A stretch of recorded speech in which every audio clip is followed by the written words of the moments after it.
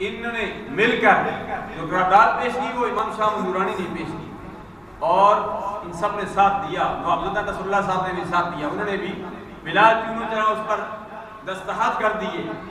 Assembly کے اندر آئین میں قادیانیوں کو غیر مسلم قرار دیا گیا، اور اسمبلی کے باہر ان کی بھی خونی کی ہے تو پیر جماعت علی شاہ صاحب علیہ رحمت نے کی ہے، پیر میر علی شاہ صاحب علیہ رحمت نے کی ہے۔